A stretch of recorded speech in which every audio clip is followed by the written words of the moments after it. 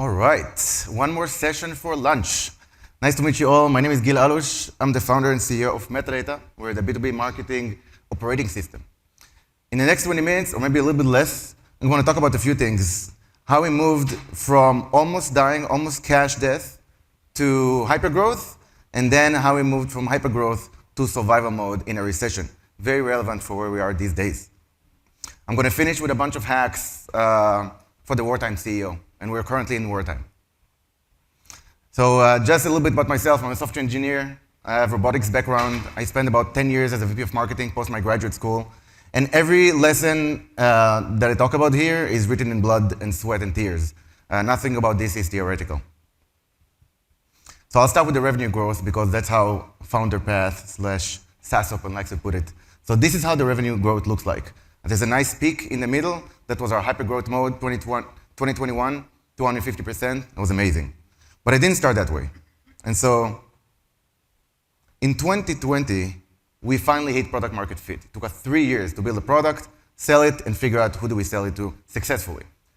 So we were very happy about the product market fit. But we were not happy about the fact that I had about $500,000 left, burning about $200,000 every month. So we had about two months of life.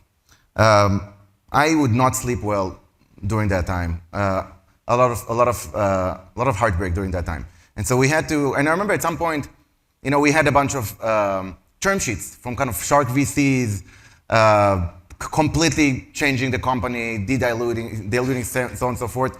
But we didn't do those. We wanted to make sure that we have enough runway to survive this time.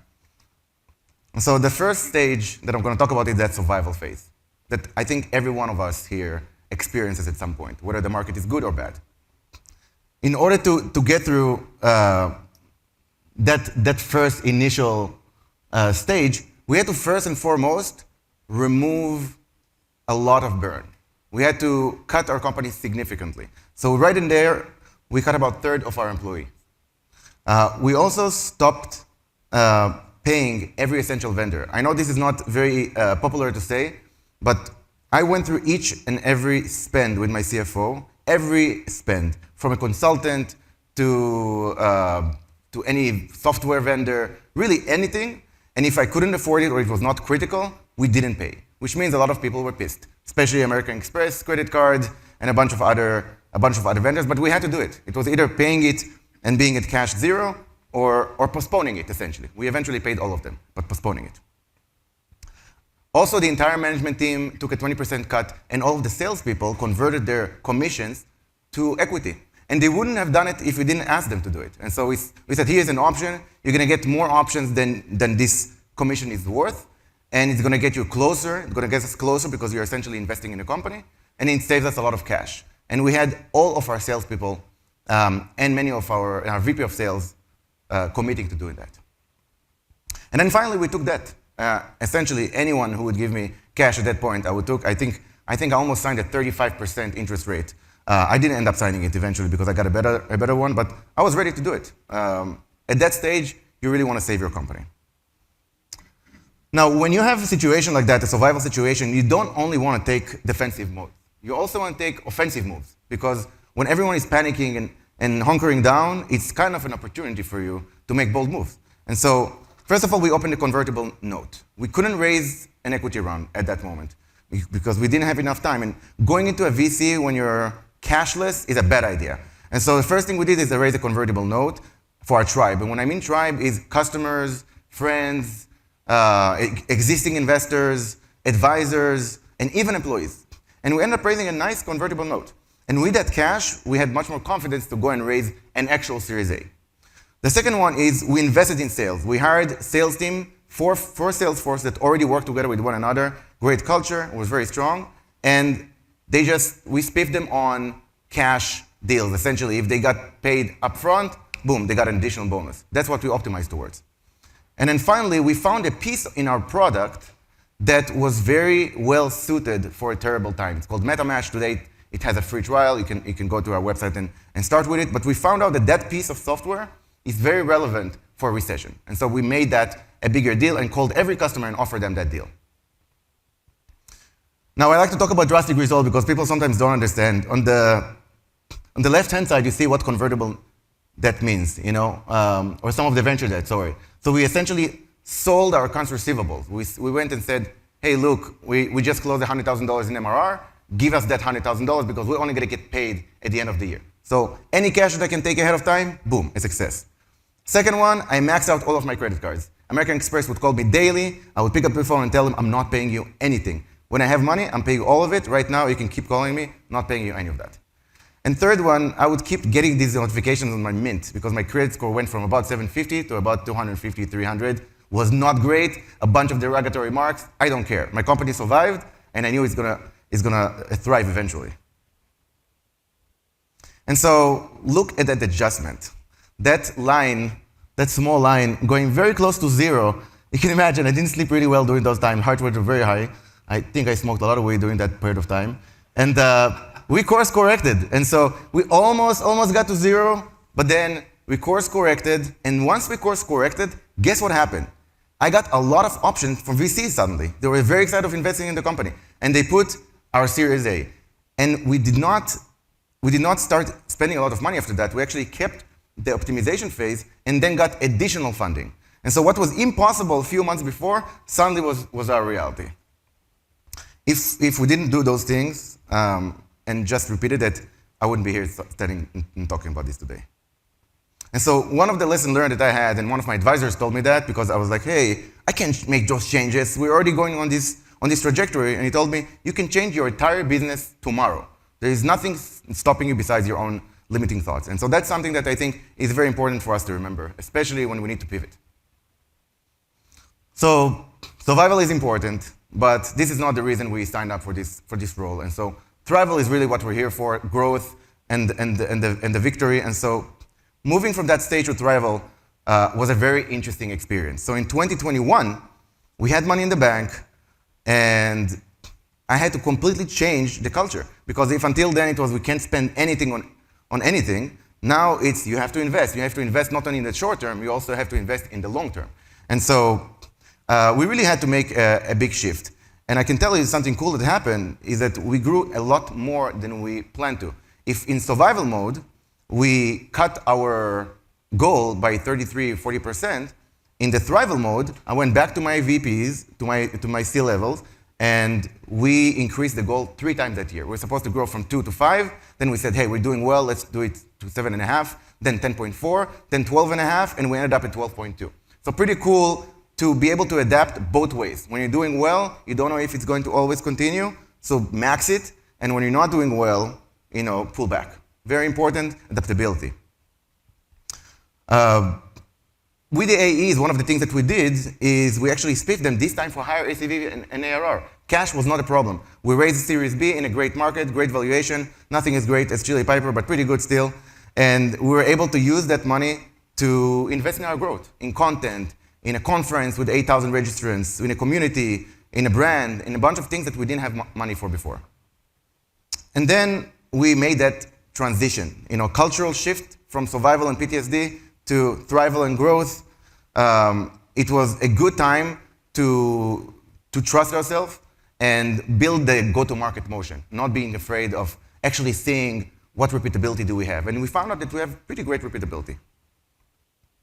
One of the lessons that I learned in those times, and I had to shift the entire culture, is to not make decisions out of fear. Every time I was panicking, I was having a hard time, we were struggling, I would not make a decision. I would take a break, I would go to the beach, I would take a walk in the Tenderloin, I would smoke one, or I would just take a meditation, whatever it is that I need to do to relax. When I'm in a relaxed mode, I make much better decision. Not to say that you have a week to wait, but figure out your psyche and then fix it and then make a decision.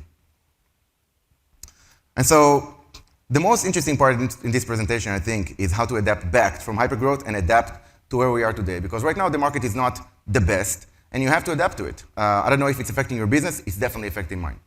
And so what did we do to adapt to the recession that we are today? And so the situation arises that we thought everything is going to continue. That hypergrowth in 2021 is just going to continue. It's going to be amazing. We're going to keep doubling, maybe even more every year. It did not happen. This is what happened in reality. Q1 was amazing. We grew exactly as we planned. Q2, we flattened. And so then what do you do? Investors actually called me. It was funny. In Q1, my new investor called me and told me, Gil, between the spectrum of CEOs who spend too much and CEOs who spend too little, you're definitely on the spend too little spectrum. And fast forward 3 weeks into that conversation, into that phone call, he told me, hey, Gil, what's your budget cut plan for the year? Because then the Shopify by then went down, the crypto went down. And so, be cognizant of the advice you get. You're going to get a lot of advice. You have to distill it on your own. And so what do you do? What do you do when you have a reality check like that? When the situation outside in the market is crashing, there are wars. This is more recent with Silicon Valley Bank. Our money was in Silicon Valley Bank. The stock market is going down. And meanwhile, your business is exactly the opposite trajectory. Our number of employees going up. The burn rate was going up and giving me a heartburn. And so the most important thing is if you see something that is not working, just make sure not to repeat it many times. That's it. You always have the opportunity to change. And so it was funny, I was quoted in Dave Gerhardt's book about the Series B trap. And although I didn't fall completely and die into the Series B trap, I definitely stumbled upon it myself. And so after you raise the Series B, there is this story that you didn't figure out everything about the business, you keep investing, and actually you don't get the growth. And if you fully fall into the trap, you run out of money. And then you have a fire sale. And so we found out about that very quickly. Okay, we're flattening, let's change trajectory. So how did we adapt? What did we do? First thing first, get runway. We want to make sure at any point of time we have at least 1.5 years, maybe 2 years of runway, and be on a trajectory to break even. It's always important, once you're master of your own domain, you can make good decisions. You have confidence, you can make good decisions. When you don't need money, you can get money. The second thing is cutting earlier. Every time you get lots of advice, again, you have to distill it as a CEO, as a founder. I got a lot of advice, I think, not to fire before the holidays, not to fire now. This is not a good time to do the layoffs. And the truth is, it's never a good time to do layoffs. No one ever wants to get that phone call, to get that Zoom, to get that meeting. But guess what? If I waited 2 months, like I was advised to by pretty much everyone, then I would have had to lay off 8 more people, 7 to 8 more people, because that's how the burn works, right? You have 2 more people. You have to fire them, do it earlier. You have to cut costs, do it earlier, because you're gonna have to do less if you save that time. Of course, we negotiated the board KPIs. Suddenly, 100% growth was not necessary. No one was expecting it even. 50% growth is above and beyond the expectation for boards, even for a hyper-growth company. And then we focused more on retention. It's much lower cost to increase revenues from existing customers versus from new customers. And so we shifted. We shifted there because that's the thing we had to learn during this stage. Another part that I think many people don't put enough attention on is optimization. When you grow, you bring in inefficiencies, for sure. Every company that grows brings in B players, C players, workflows, inefficiency, bottlenecks, and you don't get a chance to fix it until you have to or until you get acquired and a PE makes you do that. And so if you can do those things earlier, the better. And it's very hard to do it internally without help from external people, because when someone builds a workflow, even if that workflow sucks, they are emotionally attached to it. And so you have to bring in someone else who is not emotionally attached to it and can have a beginner's mind and show you that you have a problem here.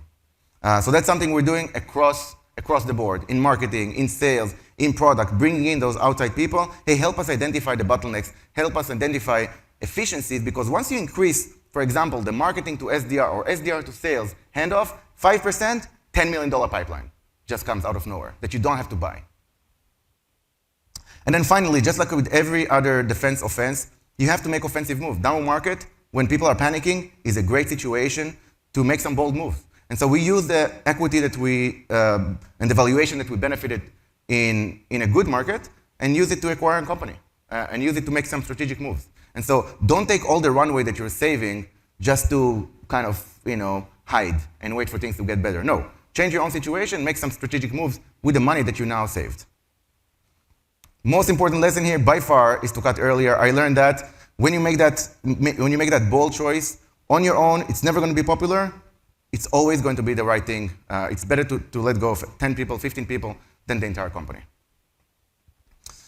And so we definitely cut the ARR goal. We shifted the HR from hiring to maintaining and culture and improvement of the culture. We cut every marketing program that didn't have a positive ROI. And by positive ROI, I mean revenues. Money in, money out, it's profitable.